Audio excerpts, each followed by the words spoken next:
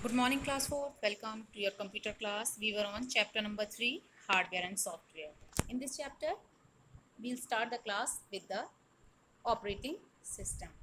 Operating system पढ़ेंगे, OS इसको short में बोलते हैं. An operating system is a master control program that runs the computer and acts as a scheduler. ठीक है. ऑपरेटिंग सिस्टम क्या होता है? मास्टर कंट्रोल प्रोग्राम, यानी कि मास्टर प्रोग्राम होता है ये कंट्रोल को कंप्यूटर को क्या करता है, सारी जो इसकी फंक्शनिंग होती है उसको कंट्रोल करता है और एक्ट एज अ शेड्यूलर, उसका शेड्यूलर की तरह से एक्ट करता है, यानी कि कंप्यूटर के अंदर जितनी भी प्रोसेसिंग वगैरह हैं और जितनी भी कंप्यूटर की फाइल्स हैं, प्रोग्राम्स हैं, सबको क्या करता है, ये कंट्रोल करता है. It controls the flow of signals from CPU to other parts of a computer, यानी कि जो सिग्नल्स होते हैं ना, जैसे हमने डाटा कीबोर्ड के थ्रू एंटर किया तो वो सीपीयू में जाता है. ठीक है, सीपीयू से अदर पार्ट्स में जाता है, जैसे मान लीजिए मॉनिटर में जा रहा है, स्पीकर में जा रहा है, किसी भी आउटपुट डिवाइस में जा रहा है, तो ये क्या करता है, उसका फ्लो जो होता है सिग्नल्स का उसको कंट्रोल करता है. सिग्नल्स की फॉर्म में भी तो डाटा ट्रेवल करता है ना. जो हम कंप्यूटर को डाटा देते हैं वो हमने 1 लिखा तो 1 तो नहीं जाएगा अंदर, वो सिग्नल्स की फॉर्म में डाटा जाता है, तो उसको ये फ्लो को कंट्रोल करता है. It is the first program loaded into the computer's memory after the computer is switched on. Example MS DOS, Unix, Linux, Windows. देखिए, अब बात करते हैं MS विंडोज़. ठीक है, ये पहला प्रोग्राम होता है जो कंप्यूटर की मेमोरी में, जब हम कंप्यूटर को स्टार्ट करते हैं ना, जब हम कंप्यूटर को स्विच ऑन करते हैं तो कंप्यूटर में जो सबसे पहला प्रोग्राम लोड होगा कंप्यूटर पे, वो होता है क्या होता है वो, ऑपरेटिंग सिस्टम. जैसे MS DOS है, यूनिक्स है, लाइनक्स है, विंडोज़. अब हम बात करते हैं विंडोज़ की, क्योंकि अभी रिसेंटली हम जितने भी कंप्यूटर्स पे लैब वगैरह में वर्किंग करते हैं वहाँ पर सब में विंडोज़ है. विंडोज़ के बहुत सारे वर्जन हैं, विंडो 8 है, कि विंडो 2000 है, विंडो 10 है, विंडो 14, पता नहीं कौन कौन से वर्जन्स विंडो के, बहुत सारे वर्जन्स हैं. तो ये डिपेंड करता है उसके फीचर्स पे. तो these are again divided into the following categories. ठीक है, यानी कि ऑपरेटिंग सिस्टम को भी हम 2 कैटेगरीज में, मतलब और कैटेगरीज में उसको डिवाइड करते हैं. देखिए, ये है सिंगल प्रोग्राम ओएस, यानी कि single program operating system. It allows one application program. ठीक है, ये क्या करता है, to be run at a time. Single operating system program जो होता है, ये केवल एक टाइम में एक एप्लीकेशन को ही चलाने की परमिशन देता है, एक तरीके से ये मान लो. ठीक है, अब सेकंड जो है, देखिए, मल्टी यूज़र. मल्टी यूज़र क्या है, multi user OS. Multi user का मतलब, देखो, मल्टी का मतलब बहुत सारे. Multi user OS, it allows a number of users to use the computer at the same time. जो ये मल्टी यूज़र ओएस होता है, एक ही समय में एक से ज़्यादा यूज़र्स को कंप्यूटर पे काम करने की परमिशन देता है. ठीक है, फिर है multi programming OS. Multi programming का क्या है, it allows running of more than one program at a time. एक ही समय में एक सिस्टम पे एक से ज़्यादा प्रोग्राम को चलाने की परमिशन देता है. कौन? Multi programming operating system. फिर है ये virtual storage OS. Virtual storage is the pooling of physical storage from multiple storage devices. It helps in running a very large program which requires more space to run that in the primary storage.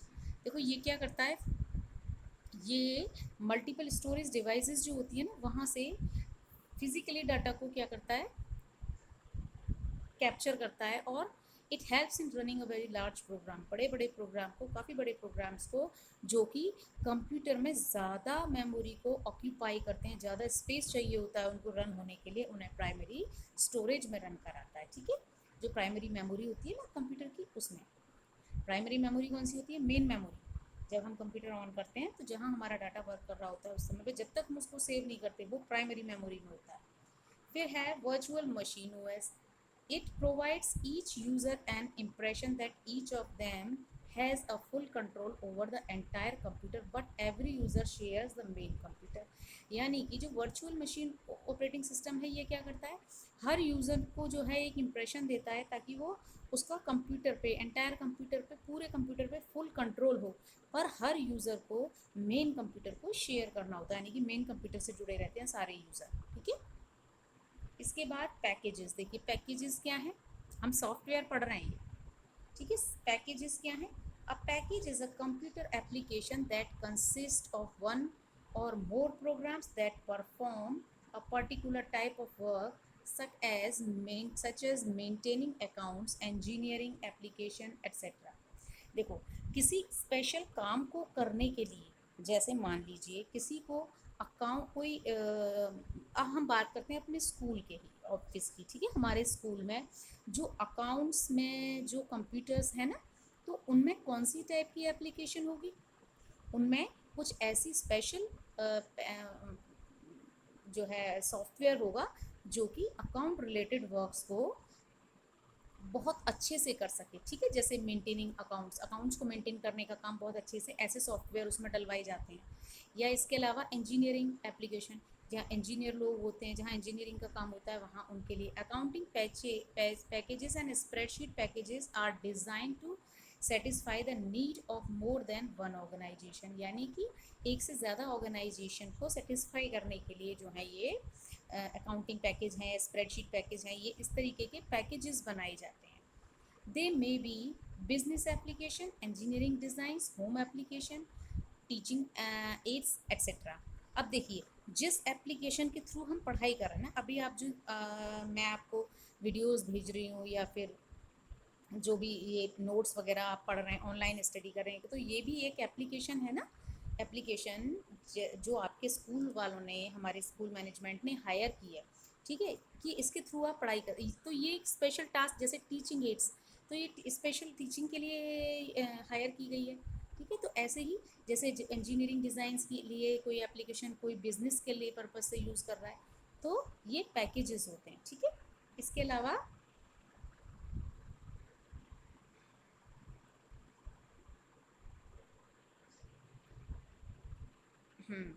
अब इसके अलावा देखिए, अब है जैसे word processing, electronic spreadsheet, database system, graphic software, इनका purpose सबका अलग अलग होता है। देखिए एक्सेल, एमएस एक्सेल, इसमें क्या है, mathematics, calculation, formula, data handling, ये सब किसमें होता है, स्प्रेडशीट में। वर्ड प्रोसेसिंग में क्या है, आपको कोई लेटर टाइप करना है, एप्लीकेशन टाइप करनी है, कोई मेमोरेंडम रखना है, तो ये सब चीज़ें ये कौन सा सॉफ्टवेयर करेगा, वर्ड प्रोसेसिंग। ऐसे ही डाटाबेस सिस्टम, ग्राफिक्स सॉफ्टवेयर जो आपकी वीडियोस फोटोज़ वगैरह के लिए जो यूज होती है, जैसे ये है एडोब फोटोशॉप। तो डिफरेंट टाइप की एप्लीकेशंस होती हैं डिफरेंट डिफरेंट टाइप के स्पेसिफिक कामों को करने के लिए, ठीक है। अब हम यूटिलिटीज़ पढ़ते हैं, क्या पढ़ेंगे, यूटिलिटीज़।